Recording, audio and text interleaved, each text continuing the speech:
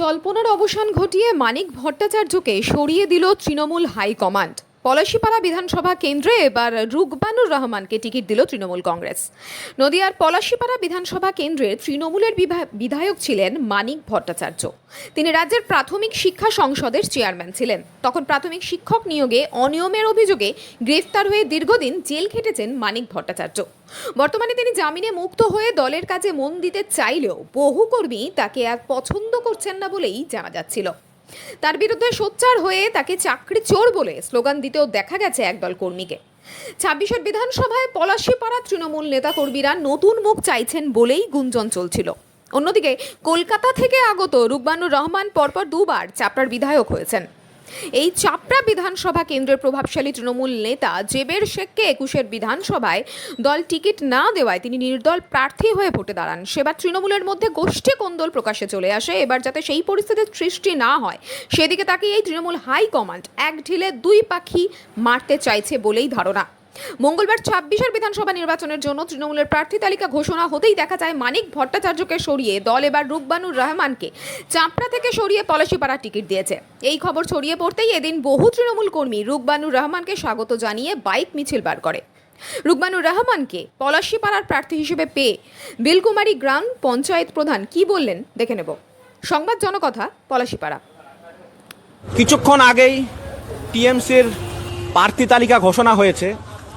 তো এই প্রার্থী তালিকা ঘোষণার পর আমাদের বিলকুমারী পঞ্চায়েতের প্রধান সাহেব এখানে উপস্থিত আছেন। সাহেব, আপনি কিছু বলুন। ধন্যবাদ। পূর্বের ঘোষণা অনুযায়ী আজ আমাদের সর্বভারতীয় তৃণমূল কংগ্রেসের যে প্রার্থী ঘোষণা হলো, সেই প্রার্থী ঘোষণা সমস্ত প্রার্থী ঘোষণা ভেতরে আমাদের বিশেষ করে আমাদের নদিয়ার আমাদের পলাশীপাড়ার যে প্রার্থী হয়েছেন আমাদের রুকবানুর রহমান, আমরা রুকবানুর রহমানেরকে আমরা স্বাগত জানাচ্ছি এবং আমরা আমাদের সর্বভারতীয় নেতৃত্ব আমাদের বিশেষ করে আমাদের যে একটা স্বচ্ছ ভাবমূর্তির একজন প্রার্থী আমাদের পলাশীপাড়াতে দিয়েছেন, আমরা সকলেই গর্বিত।